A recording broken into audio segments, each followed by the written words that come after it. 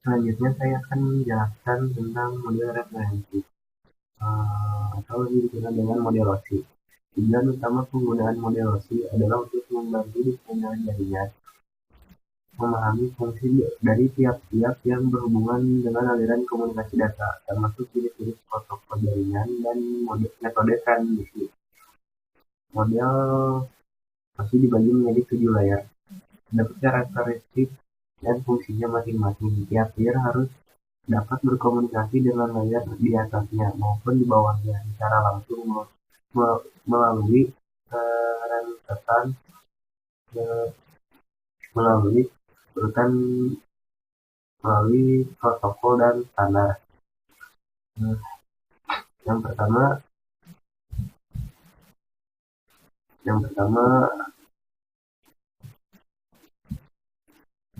layer yang pertama adalah application layer. Application layer ini application layer menyediakan jasa untuk aplikasi pengguna.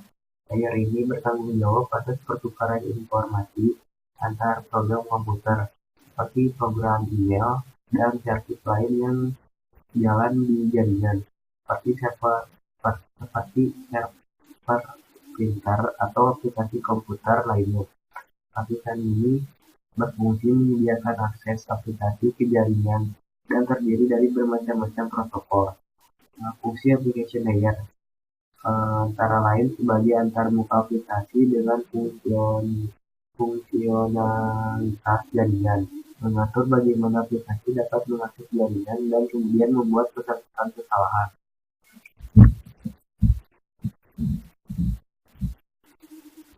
Yang kedua, layer yang kedua adalah presentation layer.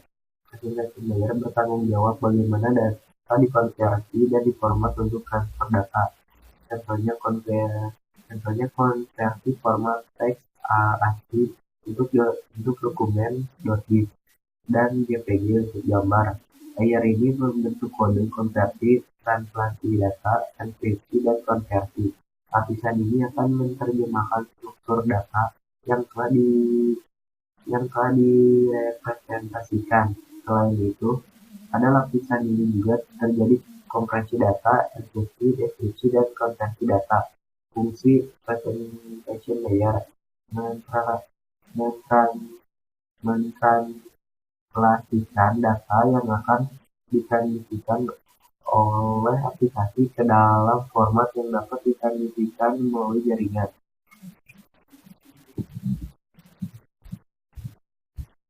Selanjutnya, session layer. Session layer menentukan bagaimana dua terminal menjaga, memelihara, dan mengatur koneksi. Bagaimana mereka saling berhubungan satu sama lain. Koneksi di layar ini disebut session.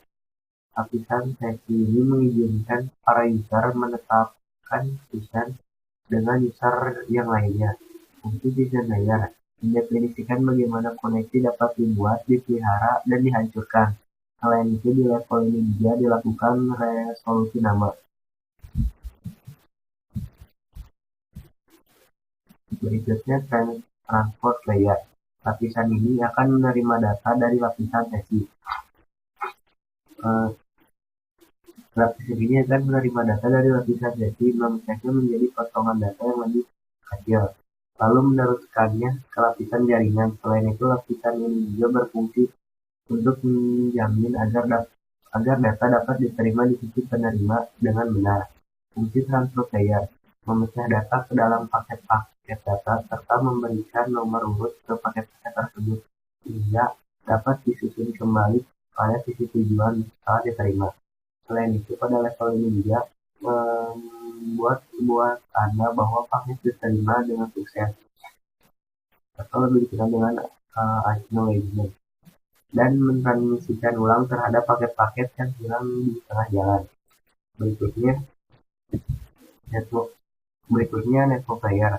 Lapisan ini bertugas merutkan paket data ke tujuan yang seharusnya, mengendalikan operasi subnet, mengatasi sebuah masalah yang terjadi pada jaringan, sehingga jaringan yang berbeda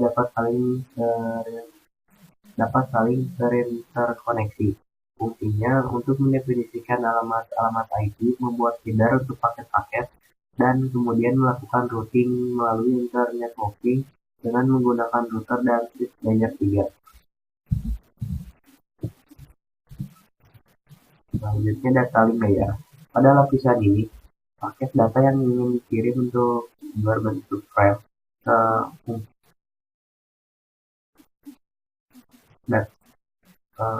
pada lapisan ini, paket data yang ingin dikirim akan berbentuk file. Fungsi lapisan ini adalah menentukan protokol untuk pertukaran frame data yang lewat melalui kabel. Dengan kata lain, lapisan ini menangani hal yang berhubungan dengan mengambil dan pelepasan paket data dari kabel ke kabel, deteksi dan koreksi kesalahan, serta pengiriman ulang data beberapa perangkat seperti NIC atau switch jaringan juga beroperasi di sini.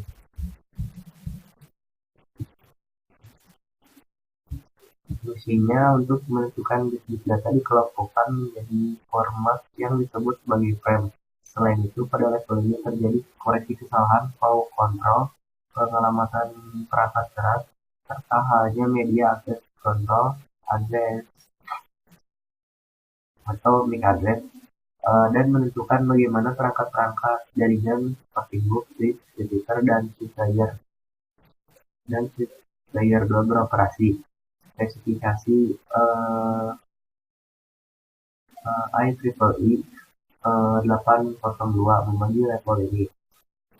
Menjadi dua level, yaitu lapisan Logic Link Control atau LLC dan lapisan Media Access Control atau MAC. Yang terakhir, physical layer. Lapisan ini merupakan lapisan paling bawah dasar yang bertugas mengendalikan dan mengatur semua hal yang berhubungan dengan masalah transport data, seperti contohnya menentukan karakteristik kabel yang digunakan untuk menghubungkan komputer dengan jaringan. Contoh yang kedua, mentransfer dan menentukan bagaimana sisi data dikodekan. Yang ketiga, menangani interkoneksi fisik. Contohnya kabel, mekanikal, elektrikal, dan prosedural. Fungsi physical layer mendefinisikan media prediksi jaringan, metode sinyalan, sinkronisasi bit, arsitektur jaringan seperti halnya Ethernet atau token ring, topologi jaringan dan perkabelan. Selain itu, level ini juga mendefinisikan bagaimana network interface atau NIC dapat berinteraksi dengan media kabel atau radio.